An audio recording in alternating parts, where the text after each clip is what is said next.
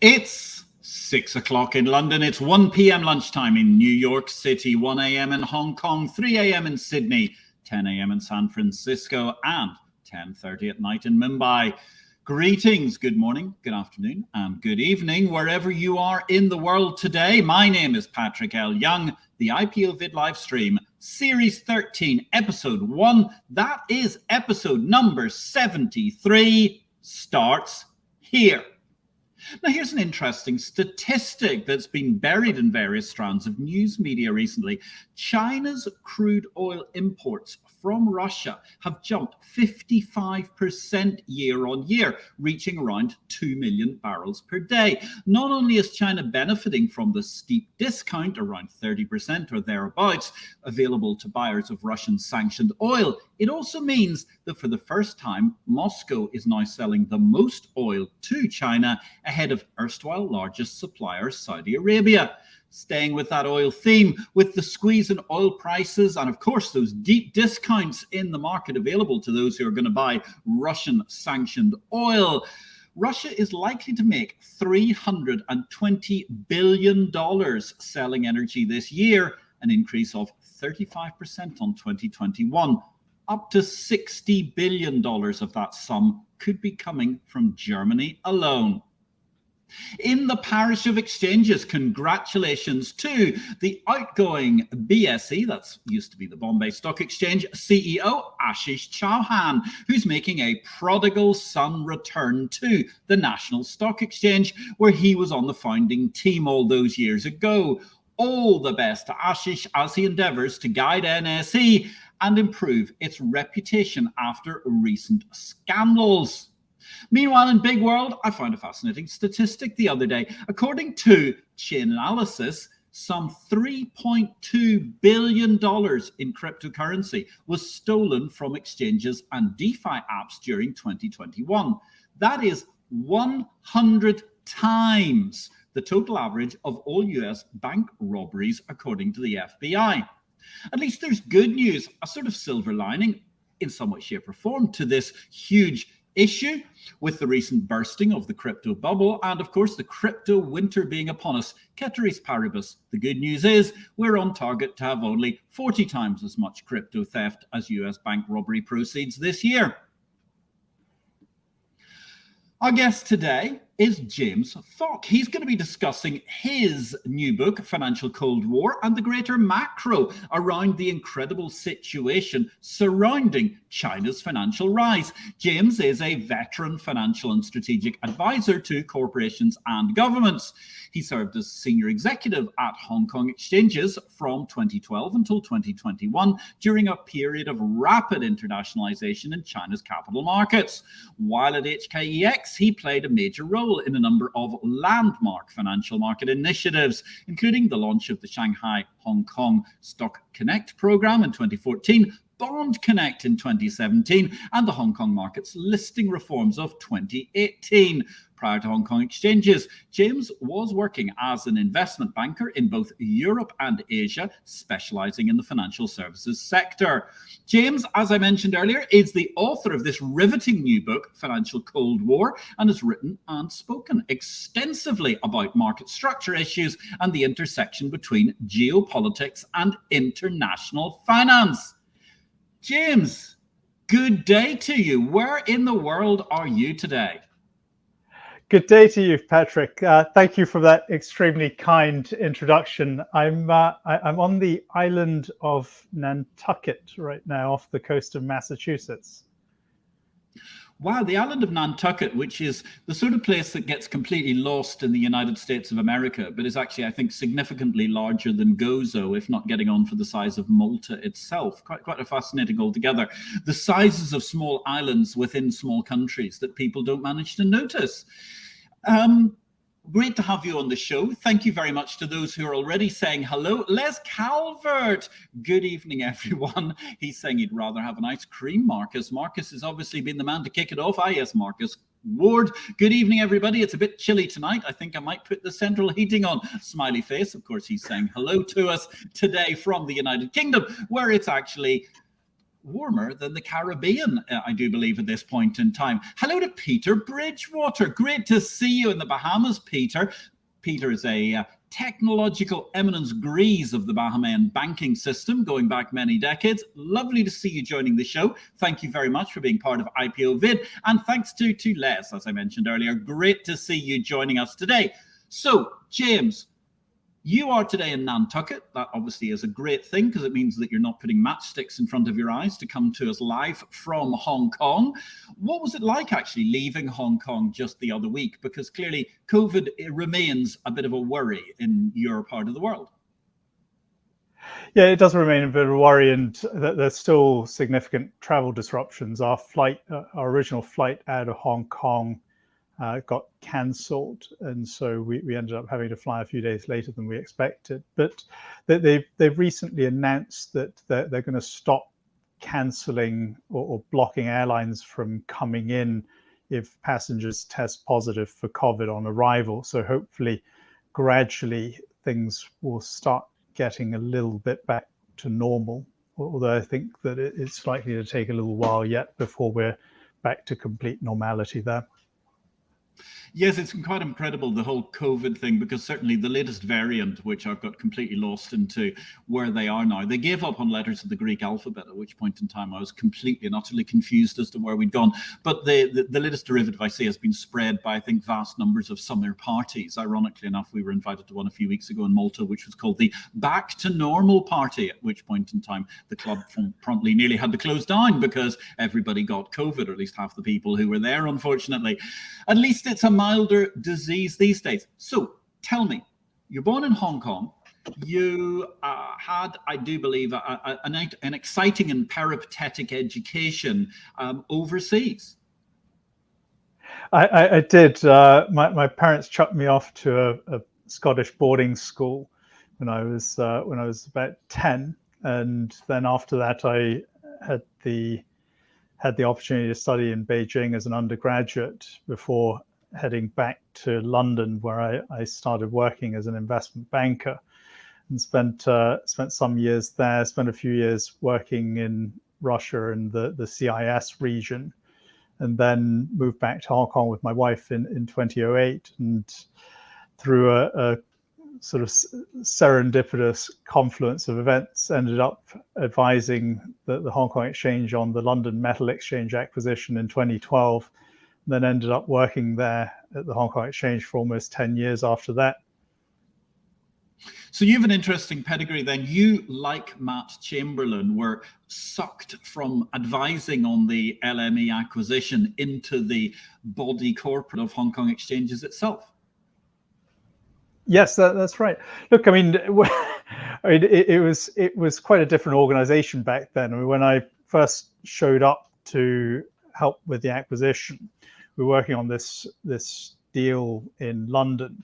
I picked up the desktop phone on my desk in the Hong Kong Exchange office and realized that they didn't have international direct dialing overseas. So in order to be able to dial up your advisors in London, you had to get a secretary to come along and sort of plug in a load of codes before you were able to dial out. So it's come an awfully long way since then. And we were very lucky at that time to get people like Matt on board and various others who completely transformed the exchange from what it was back in 2012 when I started.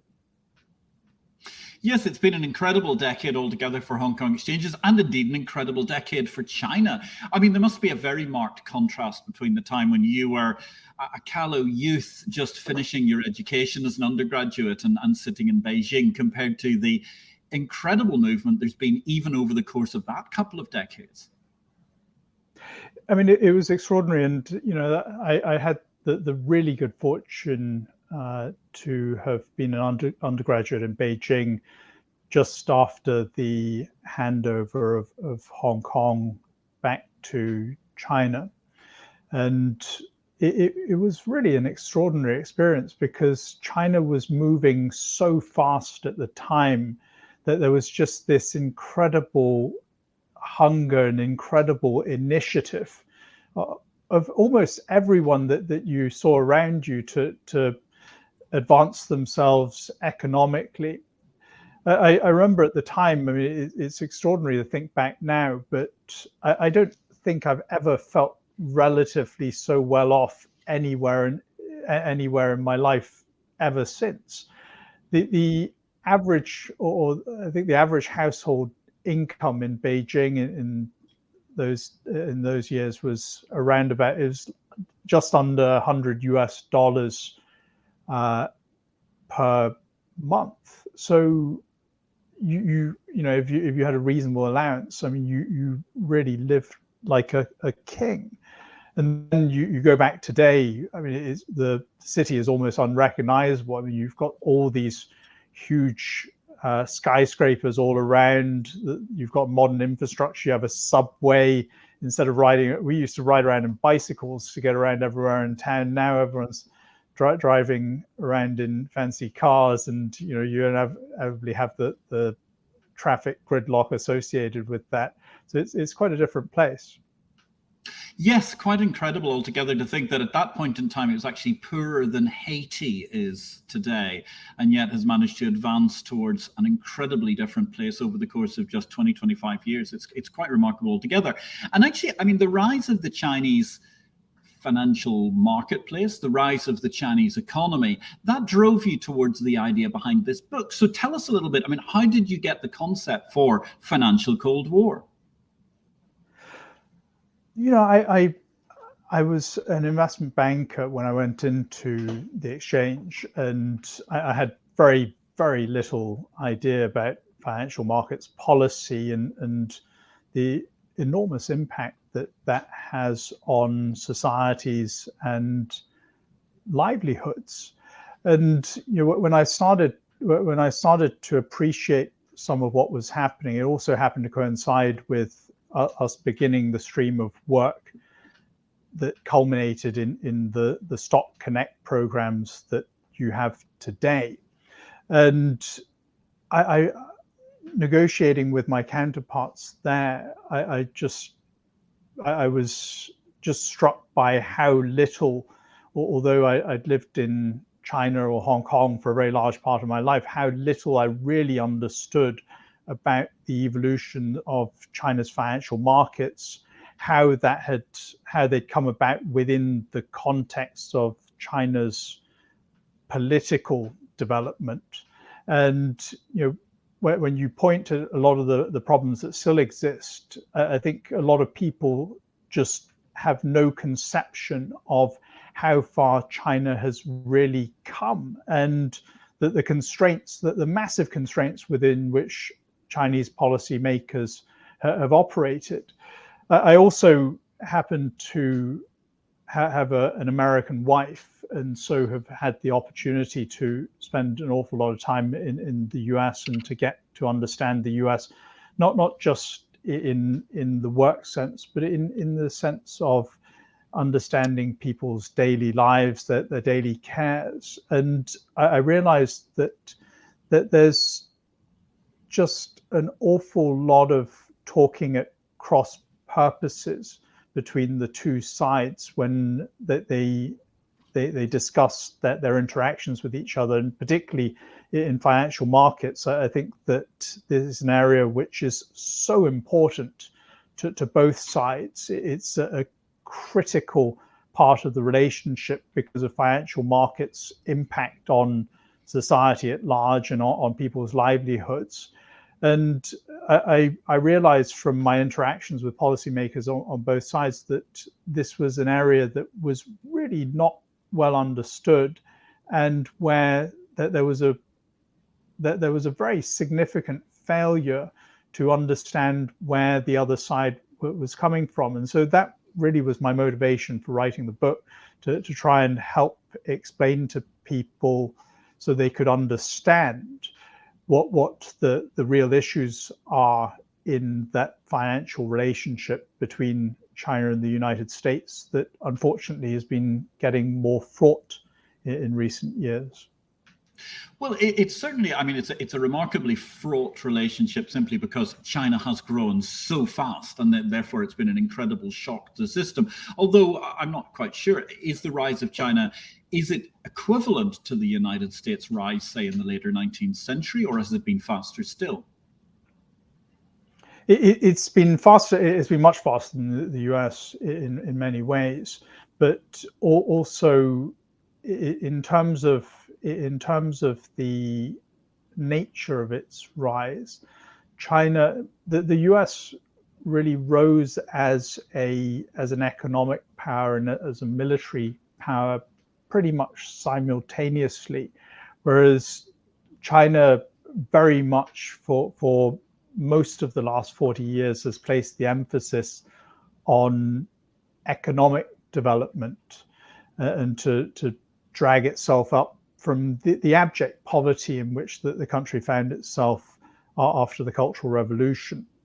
And so I think as China has developed, there are various dimensions to the relationship, and obviously there's a diplomatic and a military dimension to the relationship, but the financial relationship between the two countries is critically important, and the financial markets are really where resources of society are allocated around society, and where those allocation mechanisms go wrong because of imbalances in financial policies or poor incentive structures that are created by the structure of the markets or financial policies, you can quite easily see tensions build up both domestically and between the two countries. And unfortunately, I think that's where we've landed now. So we've landed now. We've got this incredible degree of general all-round, I suppose, a pervasive suspicion. You say that it's really being driven by fundamental misunderstanding, or at least a difficulty on both sides in order to manage to communicate and get forward. So how does your book cut through that in order to try and illuminate and elucidate people on both sides or neither side that are simply onlookers trying to work out how this goes forward? Well, the central thesis of the book is that the fraught relations or geopolitical tensions are being driven largely by the spillover of domestic tensions.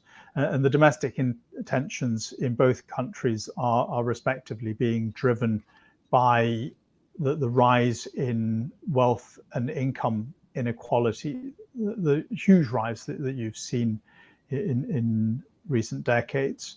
And so the book is an attempt to explain the structure of the two separate markets, how those imbalances have been created, and then in turn how the imbalances have resulted in the rising geopolitical tensions that we've seen. And the simple answer to that really is that policymakers on both sides, rather than addressing the root causes of their domestic problems, have tended, unfortunately, to resort to the rather simplistic rhetoric of nationalist populism. And my great fear is that as that persists, it gradually removes the ability to de-escalate conflicts, but particularly when you have unforeseen events or where accidents occur, or where events occur which are sometimes outside the control of either party, as we've seen more recently, tragically in the Ukraine. So that's very interesting. Look, ladies and gentlemen, I'm here talking to James Falk. He's the author of that book, Financial Cold War. The topic tonight is discussing financial Cold War. It's the relationship between the Chinese marketplace and the US marketplace, how those have evolved over time. If you've got a question for James, ping it in. We're talking about financial Cold War this evening. Let me say hello to Peter Secon. We heard mention of domestic Cold War and other worries just the other day. I think actually James was talking about the homelands in China and the USA rather than anything to do with Peter's homeland. Hope you had a good weekend, Peter. All's well with the son and heir, Ari, as well. And let me say hello to Simon Huckle. Good evening, everyone. Yes, I hope you're staying cool and calm in the United Kingdom there, Simon, because I believe that it ain't half hot, mum, at this juncture in the course of the day. So thank you to that. Do please ask us a question. Back to James. James, it's very interesting when we're looking at this whole relationship, the fundamental relationship between the different parties here. I mean, China is a fascinating market because in the early 1990s, it seemed all to be go, go, go with its financial market structure. And then it almost got completely disassembled, certainly on the futures, options and derivative side, and gradually rebuilt. Did that have a huge impact on the way the market structure was reconstructed at a later date? That's a very good question, because China's markets are quite unusual compared with most markets around the rest of the world. I think you first of all, even before you get to the 90s, you have to go back to understand that China's growth has been very much driven by not just a huge population boom that and boom in the working age population that coincided with the beginning of Deng Xiaoping's reform and opening up in the late 70s, but also because the state, unusually for an emerging market, very much eschewed foreign borrowing and instead harnessed Chinese savers' savings to invest in infrastructure and other development priorities. And that investment through the 1980s and through the 1990s was really what laid the foundation for China's massive export growth. So from the outset, China's markets were, as they were going through market reforms, China's markets were never really free in the sense that they weren't entirely pricing or allocating capital on a free market scale. There was a heavy dose of intervention from the state. And then you went forward to the early 1990s, after the two stock exchanges had been created, and you had the initial rise of derivatives. You had a series of scandals, which are quite typical for emerging markets, misappropriation of funds by brokers, various kind of booms and busts because of very speculative retail investor behavior. And the Chinese government, and you have to think back to the fact that that was coming on the heels of a huge student protest movement in 1989. The Chinese government was very focused on ensuring social stability and ensuring that the introduction of market forces wouldn't undermine its society. And so China basically kind of largely hollowed out its broker sector and created incredible transparency in their financial markets by effectively requiring every investor to open an account, effectively done through a broker, but directly with the exchange and directly with the clearinghouse. So unlike in other markets, China's exchanges and regulators have an incredible level of transparency right down to the level of each individual investor. Then when you when you subsequently had various kind of bouts of volatility in markets, you also had the regulator, the CSRC, coming in to intervene quite significantly to really bail out a lot of these a large group of retail investors out of very poor investment decisions. And so that accounts for the fact that the reason why China's domestic financial markets to this day, although they've come on leaps and bounds in the last couple of decades, they remain heavily underdeveloped relative to the size and importance of China's economy. And it is also the reason why, rather than Chinese companies going and IPOing in Shanghai and Shenzhen in the 1990s as they began to privatize and as the private sector took off, most of these IPOs ended up going to Hong Kong, which operated a relatively free capital markets and an open system of capital and currency movements. Really very, very interesting. I'm going to pause that strand for just a second because actually I want to take a question. We have got a question from Peter Secon.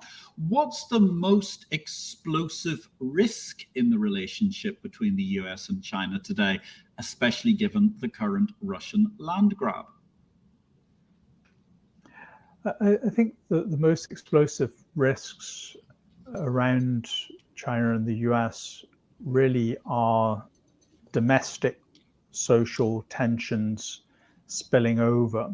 And the problem is that many of the flashpoints, whether it's Taiwan, whether it's over the South China Sea, or other things, these are well known about. And although the relationship has been rocky in the past few years, that both sides, militaries and both sides, policymakers, have developed relatively set forms of dealing with some of these issues. And neither side, I believe, wants to end up in some sort of violent conflagration. So that the issues are more likely to come from accidents or misreadings of either side in the event of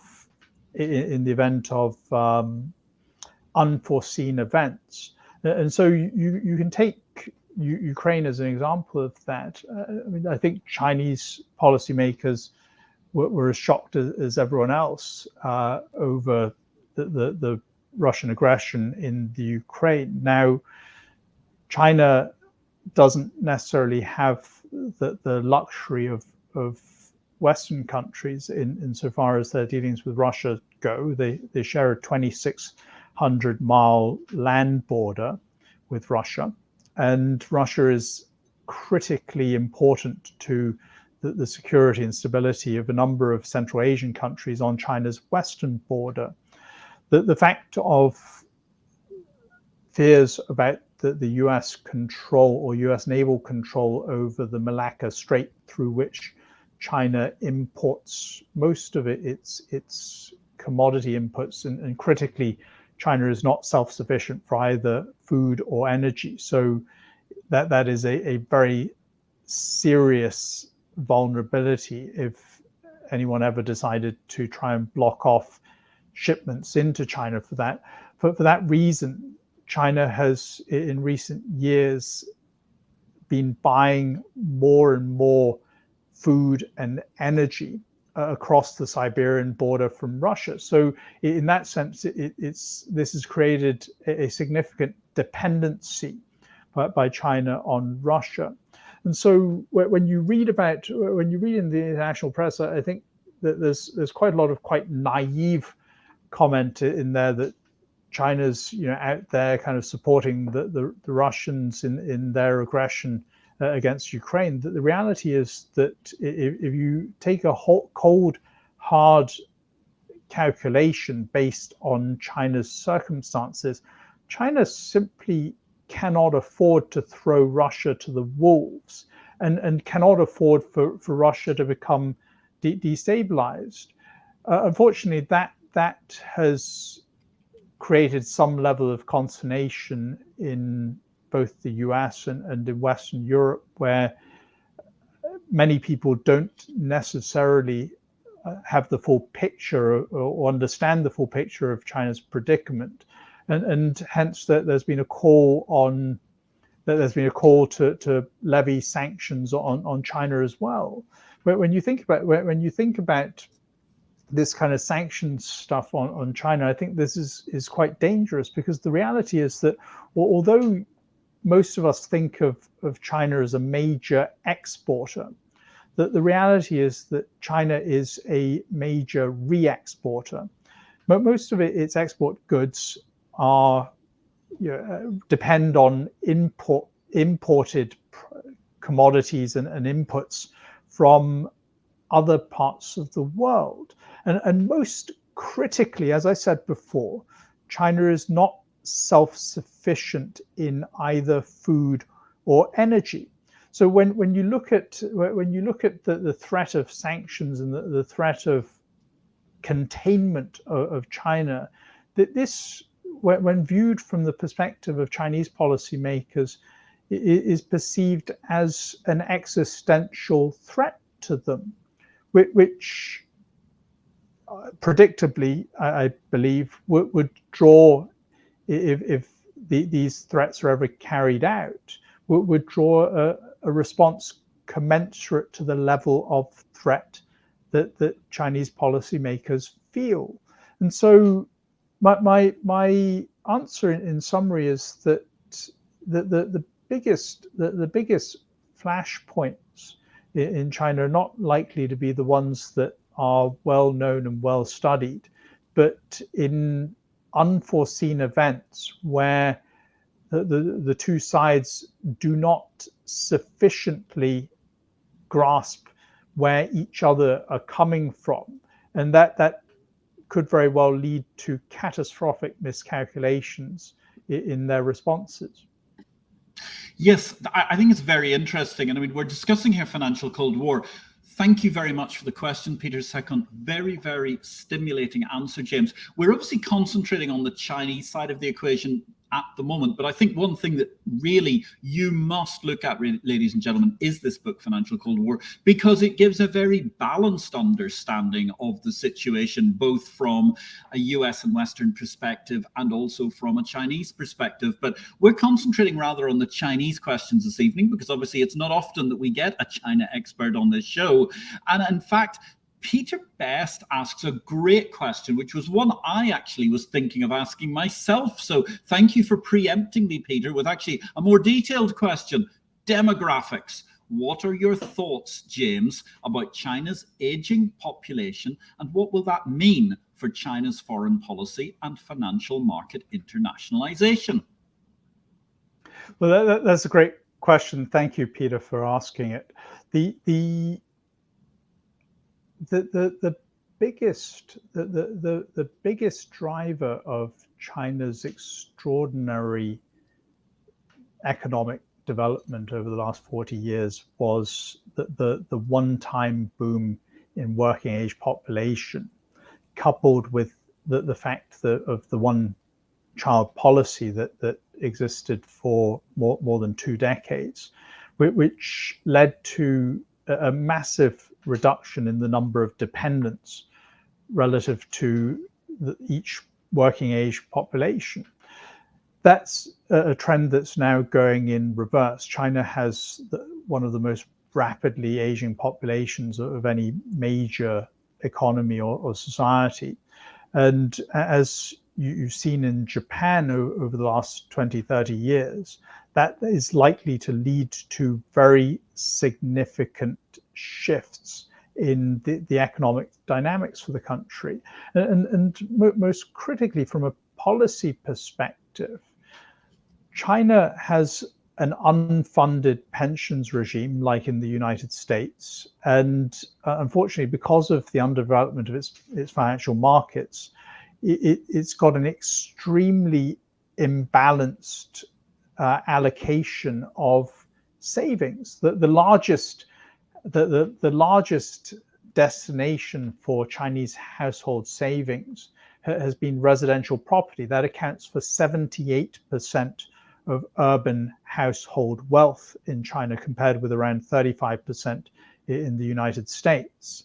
The second largest pool of China's savings actually sits in the form of bank deposits, which totaled across the country around $35 trillion US as of the end of 2021.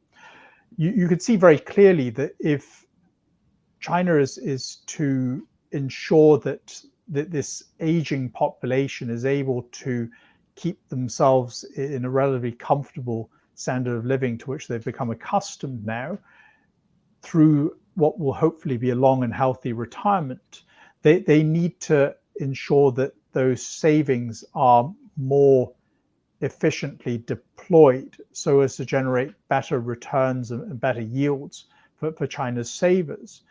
The unfortunate thing is for China is that the domestic capital markets, large as they are just simply not deep enough or developed enough to absorb anywhere near that amount of savings within a short space of time.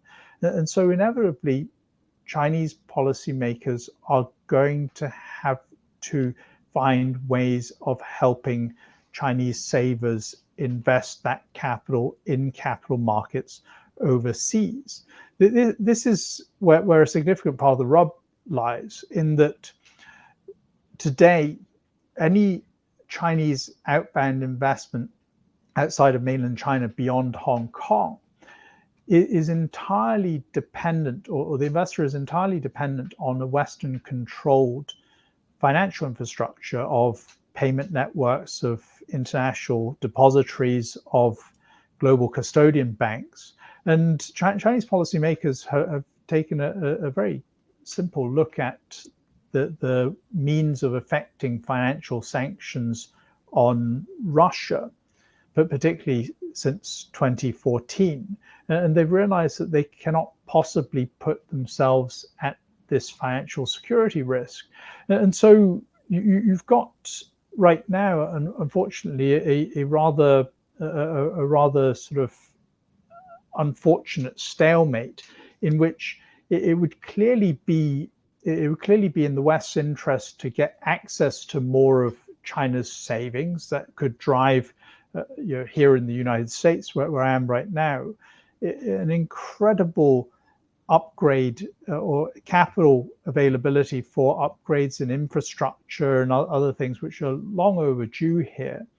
But because China doesn't feel secure to allow that capital to flow out of the country, instead that they're stuck with the mechanisms for investment overseas, which in themselves create other tensions. So the Belt and Road Initiative is a good example of that.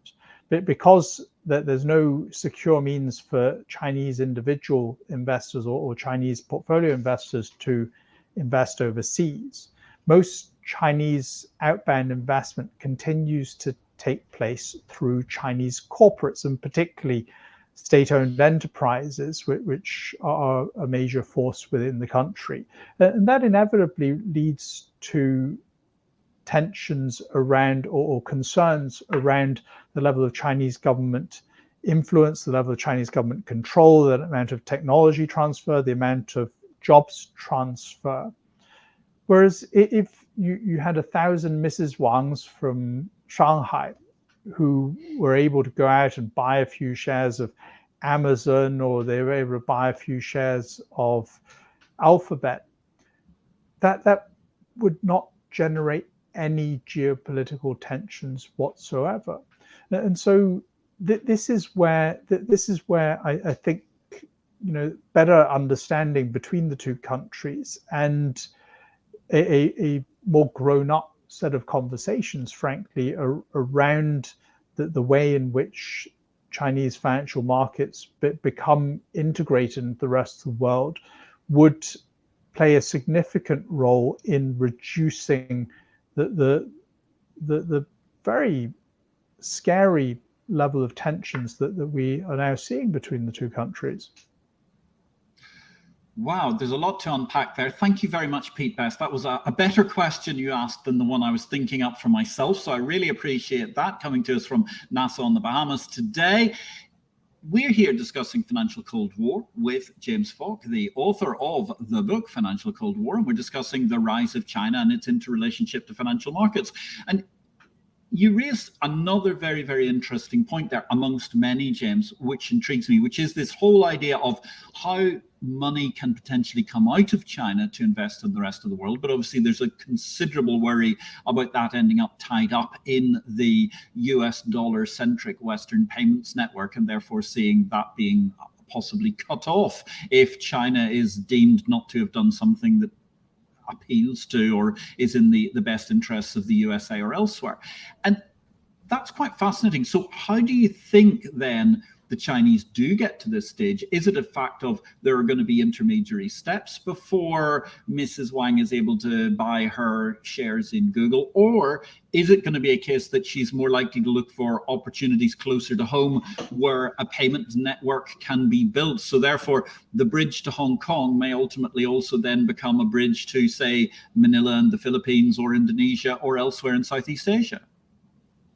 Well, that's an excellent question, Patrick, and I think the simple answer is that Chinese policymakers have been wavering over this issue around how to internationalize their capital markets and whether and how to internationalize their currency.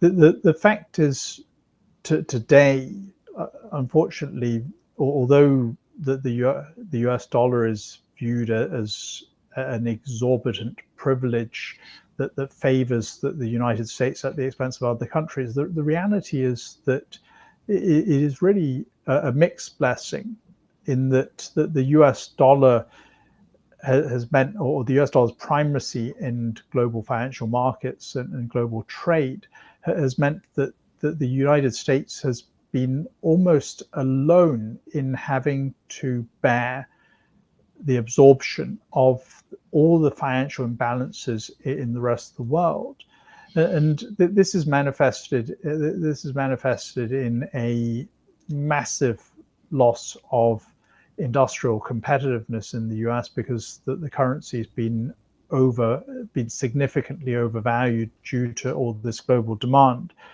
And Chinese policymakers have looked at this, and they've been very reticent about, although there are people out there who believe that there's some mellifluous ploy on the part of Chinese policymakers to internationalize the renminbi and usurp the global role of the dollar. Nothing can be further than the truth. I mean, this is something that Chinese policymakers have looked at, and they've been very wary about allowing their own currency to play this international role, which you can see manifested in the stop-start way in which reforms have been carried out over particularly the last decade. But the fact of the Ukraine situation and the unprecedented level of financial sanctions that have been put on the Russian, I mean, the freezing of Russia's foreign exchange reserves, whatever your view of the morality of the circumstances, opens a can of worms that I think is going to be very difficult to be able to kind of put back or be able to dial back the clock on. And I believe that not just China, but every single reserve manager outside a very small group of US allies must now be taking a very long, hard look at the allocation of their foreign exchange reserves. And China is no different. China has $3.2 trillion of foreign exchange reserves, of which around 1.1 trillion is in US dollars. And this makes them extremely vulnerable. Now, there's a risk that always was theoretically there. But I believe that the Western sanctions on Russia more recently have crystallized this into something more akin to an imminent and real threat to them. And I believe that Chinese policymakers will have no option but to pursue an accelerated internationalization of their currency in order to reduce their dependence on the US dollar system. In many ways, actually, I think this is something that should be welcomed, because actually the internationalization of the renminbi could go a long way to redressing some of the financial imbalances that lie at the root of some of the tensions between the two countries. But you asked me the question about how they might go about doing this. Well, today the fact is that none of the financial infrastructure that is required to support that Chinese portfolio outbound investment and China's currency internationalization really exist. And so you will have to create a safekeeping infrastructure for Chinese investors to hold their international securities in. They're very unlikely to go to Belgium to hold those in Euroclear, or to go to Luxembourg to hold them in Clearstream, because of the financial security risk. There exists no such infrastructure today, so one will have to be built, and a jurisdiction will need to be found for that to happen in. I don't think I'm speaking with too much bias when I say that I think that the obvious place for that infrastructure to be located is in Hong Kong. Not just simply because that provides the Chinese with a level of financial security, because it's part of one country, although it operates a different legal and regulatory system to the rest of China, but also because it operates a system in which Western investors have been very comfortable over the last 3 decades in using as an intermediary for their investments into the mainland Chinese markets. So I think that's something which will have to be built. You also need then to have China begin to think about how they structure the beginning of that flow out. And I believe that you will have to select your destinations for that investment very carefully, because it is such a huge amount of capital. Any recipient of that capital, if it were all to land at once, would experience massive destabilization. So the reality is that Chinese policymakers will have to create some sort of a quota scheme to control and moderate the flow of capital out. If I were a betting man, I would say that the most likely initial destination for that capital would be within the Asia Pacific time zone, largely because the economic and trade links between China and the rest of Asia are so significant now that there are very good reasons for issuers in those countries to issue in renminbi. And so when you look at that, if you had Chinese investors able to make that portfolio investment out, investing in local markets, but using a safekeeping center or depository center in Hong Kong, you have the basis of huge development in capital markets, akin to effectively the creation of the euro-dollar market between the 1950s and 1980s. And what I see developing over time is that issuers, whether they be corporates or governments, will, if they are able to access China's pool of savings, will start to issue more in renminbi. And what you'll see is the beginning of the beginning of a offshore renminbi securities ecosystem. This is also critically important for China's trade and China's trade counterparties. So one of the little reported facts from a few months ago, I was actually quite surprised that how little attention that it got, was that Saudi Arabia announced several months ago that it would begin for the first time to accept renminbi in payment for oil exports to China. If you look at the current oil price and current levels of exports, what you're talking about is something akin to between 75 billion and 100 billion US dollars worth of renminbi is going to have to be recycled in capital markets. And so both for China's own sake in terms of its saving deployment, but increasing for other countries that are doing business with China, they are going to need to see this offshore ecosystem to develop. Now, I think I am a very strong believer in the integrity of Hong Kong's legal and regulatory system.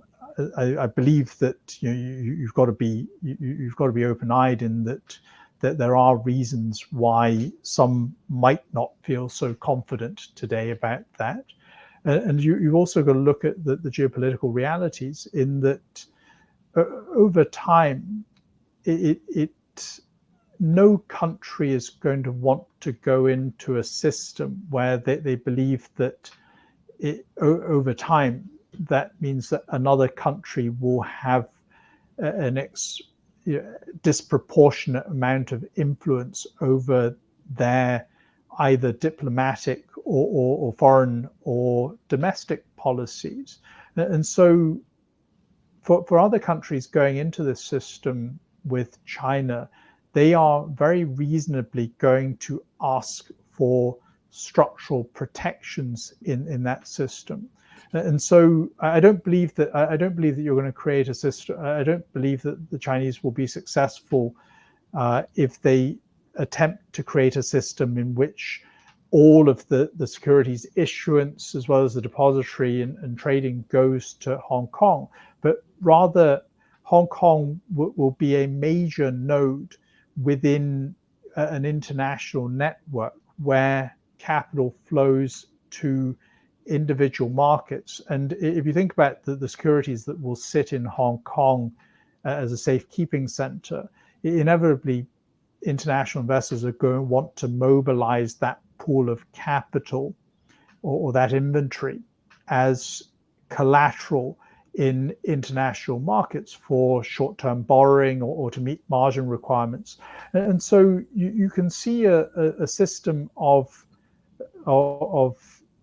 financial markets and a secure system for all parties to the system developing through a nexus between Hong Kong as a depository center and as a collateral management center. People, I think, would be quite happy to take a pledge of collateral under Hong Kong law, but where the deployment of that capital as to meet margin requirements in other clearinghouses happens in other financial centers. And the most obvious one out there is London, because of the London clearinghouse's disproportionate market share in the clearing of global swaps. Fascinating stuff, and we could go on for a long time to come, but I think it's very, very interesting how you're looking at this parallel payments institute. We are on the cusp of actually running out of time today. We're talking about James Falk on Financial Cold War. So James, let me quickly accelerate to the last question of the show. We've talked a lot about incredible changes in China. Where do you think the capital market revolution goes next? There's an extraordinary shift going on in capital markets, and this is going to affect trading, and it's going to affect liquidity in markets for a long time to come. First of all, the shift, I think, led principally by NASDAQ to move from traditional exchange mainframe connectivity infrastructure into cloud-based infrastructure. I think we'll start to be able to bring many small markets which have not been prime beneficiaries of the growth in global liquidity over recent decades more into the center of the system because of the reduction in connectivity costs and the consequent ease with which global investors will be able to bring their liquidity to those markets. The innovations in post-trade, I think, are even more astounding because the advent of whatever you think about cryptocurrencies and so forth, the technology that underpins them is going to be transformational in markets in terms of the efficiency that brings, not just in terms of reduced costs and more efficient processes, but in terms of the fungibility of liquidity across markets where previously that liquidity had been very, very siloed. And so I think that the markets, not just because of the advent of China into the international system, but because of the shifts in technology that have accelerated and continue to accelerate in financial markets, will lead to a massive transformation over the coming decade or two. That is an incredible macro point on which to end. Thank you very much. We have had an amazing guest for the course of this hour, the author of Financial Cold War, James Falk. He's been giving us an incredible macro view. And I think the one thing we really understand a lot better from this discussion is to get a better Chinese perspective and the misunderstandings and the risk of misunderstandings that can arise throughout the course of the different issues from a very, very fast rising financial power and economic power. And actually, we got on to the end to cloud computing and other issues, which unfortunately I wasn't able to ask the question I was fascinated about, which was actually, how does China manage to move forward given the fact that it currently lags in semiconductor computing power? There's so much more here to unpack. Perhaps we'll be able to get you back in the future, James, to discuss more of these topics. Here's hoping we don't have too much Cold War in the meantime, and we have much more good relations and encouraging opportunities for China to invest their renminbi overseas. We're going to have a great discussion. Next week's guest is Peter Reitz, the Chief Executive Officer of the EEX, Building Sustainable Commodity Markets Worldwide. How can an exchange build commodity sustainable markets? That's our next show coming next Tuesday. For me, for today, it only remains for me to say thank you very much, Patrick L. Young, for watching this fabulous show. Thank you to our guest, James Falk, and to our list of commenters and questioners. Really appreciate the input from Peter Bridgewater, Les Calvert, Marcus Ward, Peter Second, Simon Huckle, and Peter Best. Ladies and gentlemen, I wish you all a great evening, and indeed, I hope that this will mark the beginning of the end of the financial Cold War. Thanks for watching.